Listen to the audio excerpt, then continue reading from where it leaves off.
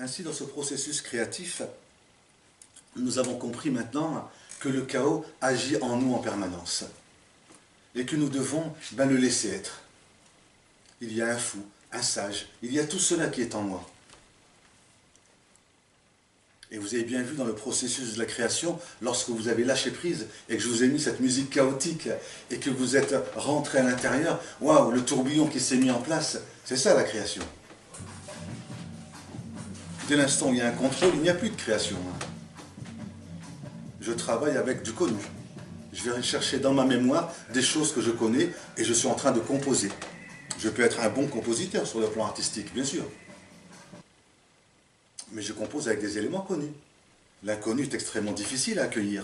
Vous avez vu comme c'est difficile d'accueillir le chaos. Moi-même, personnellement, dans ma création, j'ai un mal fou à accueillir cette part chaotique. J'ai encore de la difficulté à l'accueillir.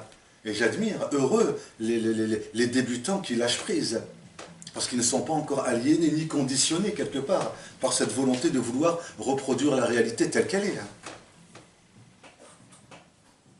Qui sait ce que c'est que cette réalité telle qu'elle est? Comment la reproduire? Ça n'a pas de sens. La réalité telle qu'elle est dans un instant qui me dépasse complètement. La réalité telle qu'elle est, elle est dans un instant qui n'est reliée ni au passé, ni au futur.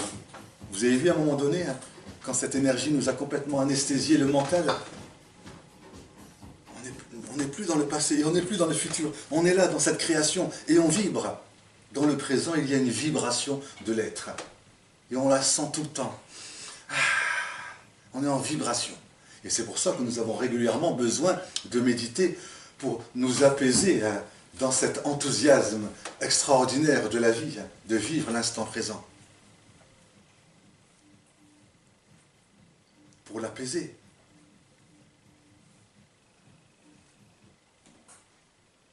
Mais là, c'est uniquement lorsque nous avons accueilli ce chaos. C'est la première étape, c'est l'étape préparatoire où on accueille ce souffle chaotique. À partir de là, nous pouvons rentrer dans le processus. Minéral, végétal, animal, humain, divin, c'est le processus de la création qui commence. J'accueille ce minéral qui est en moi, cette énergie de la terre, ce magnétisme qui me relie, cette force naturelle qui est en moi. Regardez les forces telluriques, nous les sentons. La Lune qui exerce, la Terre et la Lune, je veux dire, qui sont en lien par une énergie que nous ressentons bien, qui agit en nous, et les autres astres aussi. Bon, je n'ai pas les compétences requises pour parler de tout ça, mais on le sent bien en nous. Donc,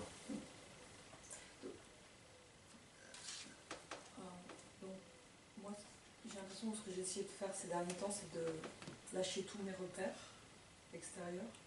Effectivement, il y a un chaos qui est venu à l'intérieur, mais je ne comprenais pas ce que c'était. Et là, à la lumière de ce que tu dis, je me dis, en fin de compte, c'est le chaos créateur qu'il faut que j'accueille, et après, on sort, je ne sais pas quoi d'ailleurs. On peut le transposer sur la manière de mener sa vie, c'est ça que je veux dire, en dehors de l'œuvre, le fait de faire une œuvre. L'énergie du chaos et l'énergie de la création, c'est celle qui pousse et qui agit en nous. Je suis là mu par ce chaos qui me pousse à aller de l'avant, tout le temps. Donc c'est pas la peine d'en avoir peur. Absolument, absolument. Absolument. De quoi tu peur? De la mort? Eh ben je meurs. Eh ben je meurs. Que veux-tu faire? Comme je vous l'avais dit, et nous le savons très bien, il y a ces deux énergies qui sont là, qui agissent en nous. La création, elle procède d'un principe binaire. Dès l'instant où on accueille ce principe binaire à l'intérieur, équilibre, déséquilibre, quand je suis en train de marcher, il y a, comme je vous l'avais dit, un déséquilibre que je dois accueillir, et un équilibre, et ensuite je marche. Et il y a un rythme qui se met en place.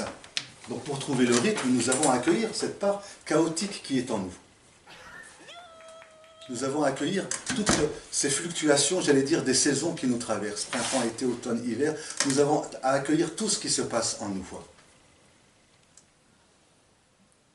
Et lorsque nous accueillons tout ce qui se passe en nous, c'est extraordinaire. C'est là qu'on rentre dans le processus créatif. C'est là que nous nous sentons artistes dans la vie. Nous n'avons plus peur du regard de l'autre. Nous n'avons plus peur du quand dira-t-on je suis là. Pourquoi chercher midi à 14 h et rentrer dans des considérations existentielles ou métaphysiques? C'est une perte de temps, à mon sens. À mon sens, c'est une perte de temps. Il y a une sorte d'inutilité hein, à tourner en rond. Hein. C'est encore des excuses pour ne pas avancer. Hein. On se trouve beaucoup d'excuses finalement pour ne pas s'engager dans le chemin. Hein. Ah oui, mais moi j'ai ceci. Ah oui, mais moi j'ai mes enfants. Il y a tel problème. Ah oui, mais moi j'ai cela, etc., etc. Ah oui, mais je dois payer ceci. Ah oui, mais je me suis... Quand on est jeune, on dit les excuses sont faites pour s'en servir. Oui, mais parfois, psychiquement, on est tellement dans le chaos qu'on ne peut même plus, tu vois, trier. Pourquoi veux-tu trier? Laisse le chaos agir. Laisse-le. Laisse-le te mener là où tu dois aller. Non, mais je parle de personnes qui peuvent être vraiment dans la maladie mentale, tu vois. C'est leur histoire. Chacun doit aller là où il doit aller. Regarde la nature. Il n'y a pas un arbre qui ressemble à un autre. Il n'y a pas un élément de nature qui ressemble à un autre. Nous souffrons de quoi? Et nous le savons bien. Nous souffrons de comparaison. Nous nous comparons aux autres. Ouais, c'est ça. La souffrance, elle est là. C'est que je souhaiterais être quelqu'un d'autre que moi. Voilà la souffrance d'où elle naît. Parce que je ne m'accueille pas tel que je suis. Je ne m'accueille pas, je veux dire, avec mes bobos, avec ceci, avec cela, mon gros nez, mes grandes oreilles, mes trucs, etc. Voilà, il y en a qui naissent bien sûr, qui n'ont pas de jambes, d'autres qui sont handicapés, d'autres en cours de route vont avoir un accident, d'autres vont avoir une maladie, d'autres vont mourir, etc. Tout ça, ça fait partie de la vie. Et il y a un accueil, un lâcher-prise à tout ce qui est. D'autres sont dans un pays en guerre, en souffrance, etc., etc. Tout cela est mu par ce souffle chaotique. Et tu n'as pas à t'occuper de ce qui se passe à l'autre bout du monde. Chacun a son histoire. Chacun doit s'occuper de ce qu'il est lui, de son propre chaos, et de laisser ce chaos agir en lui, et de l'observer, et de le regarder.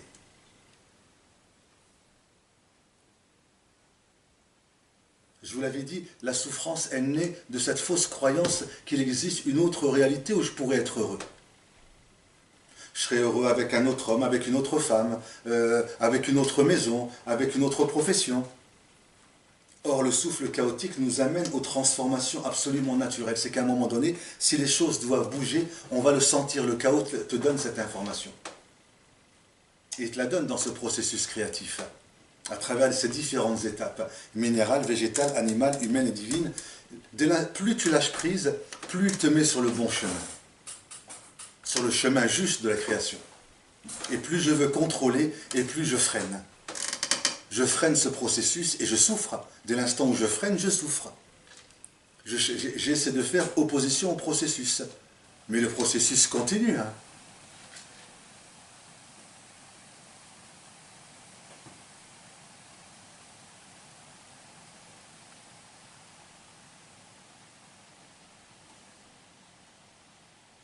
Et dans ces différentes étapes, comme je vous l'avais dit, bah oui, ensuite le minéral.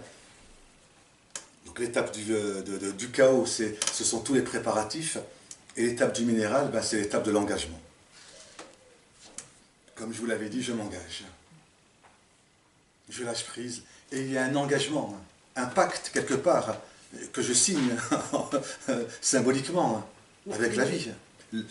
L'étape du chaos et l'étape du minéral sont extrêmement proches. Elles sont extrêmement proches, comme je vous l'avais montré ici, regardez.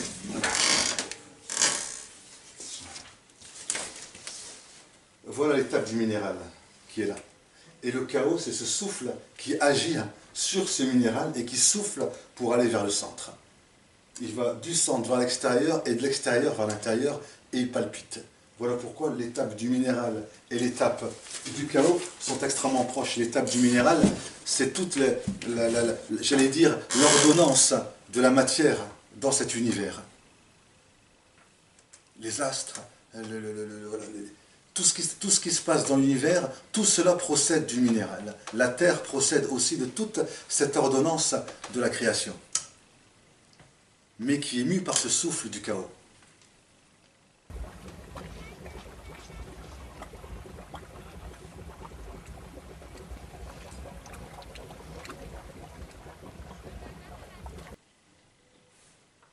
Ainsi, si on décortique davantage et qu'on accueille l'étape du minéral, on va dire que ça serait quelque part le minéral, l'engagement. Quelque part. Et on dirait que finalement le végétal, en gros, ça serait, puisque le végétal symbolise quelque part la vie sur Terre, il symboliserait finalement authentiquement le lâcher-prise. J'accueille cette vie en moi. L'étape de l'animal, il est privilégié par rapport au végétal et il va donc jouir de la vie. Il arrive juste après l'étape de l'humain. L'humain, c'est la présence, c'est l'authentique présence à lui. Et l'étape du divin serait alors la célébration.